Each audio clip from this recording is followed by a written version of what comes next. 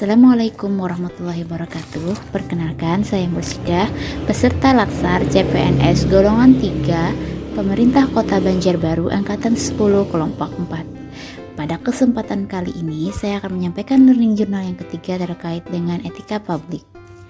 Sebagai pelayan publik, tidak hanya membutuhkan kompetensi teknis dan leadership, namun juga kompetensi etika. Oleh karena itu, perlu dipahami etika dan kode etik pejabat publik. Tanpa memiliki kompetensi etika, pejabat cenderung menjadi tidak peka, tidak peduli, dan bahkan seringkali diskriminatif, terutama pada masyarakat kalangan bawah yang tidak beruntung. Di sini ada pengertian etika publik. Etika publik merupakan refleksi kritis yang mengarahkan bagaimana nilai-nilai kejujuran, solidaritas, keadilan, kesetaraan, dan lain-lain dipraktikkan dalam wujud keprihatinan dan kepedulian terhadap kesejahteraan masyarakat. Selanjutnya, ada 15 nilai dasar-dasar etika publik menurut Undang-Undang ASN Pasal 4. Yang pertama, memegang teguh ideologi Pancasila. Yang kedua, setia dan mempertahankan Undang-Undang Dasar Negara 1945 serta pemerintahan yang sah. Yang ketiga, mengabdi kepada negara dan rakyat Indonesia. Yang keempat, menjalankan tugas secara profesional dan tidak berpihak. Yang kelima, membuat keputusan berdasarkan prinsip keahlian. Yang keenam, menciptakan lingkungan kerja yang non-diskriminatif. Yang ketujuh, memelihara dan menjunjung tinggi standar etika luhur. Yang kedelapan, mempertanggungjawabkan tindakan dan kinerjanya kepada publik. Yang kesembilan, memiliki kemampuan dalam melaksanakan kebijakan dan program pemerintah. Yang 10, memberikan layanan kepada publik secara jujur, tanggap, cepat, tepat, akurat, berdaya guna, berhasil guna, dan santun.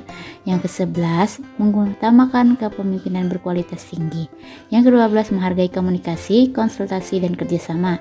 Yang ke-13, mengutamakan pencapaian hasil dan mendorong kinerja pegawai. Yang ke-14, mendorong kesetaraan dalam pekerjaan. Dan yang terakhir, meningkatkan efektivitas sistem pemerintahan yang demokratis sebagai perangkat sistem karir.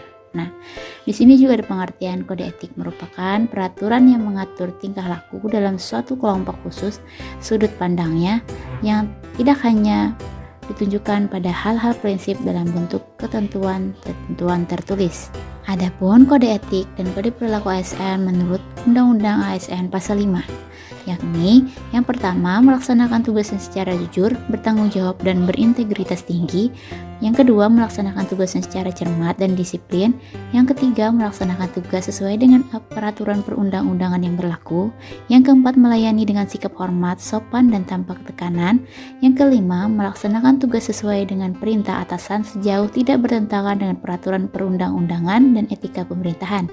Yang keenam, menjaga kerahasiaan yang menyangkut kebijakan negara.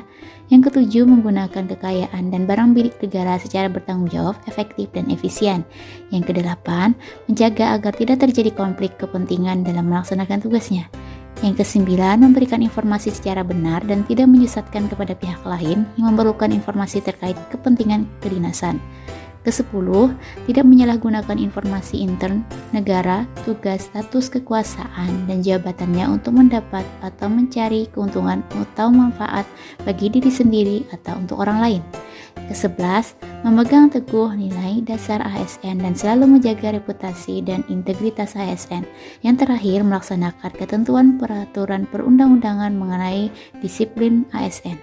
Nah, itu tadi penjelasan dari learning journal yang ketiga terkait dengan etika publik. Kurang lebihnya mohon maaf. Wabillahi taufiq wal hidayah. Wassalamualaikum warahmatullahi wabarakatuh. Terima kasih.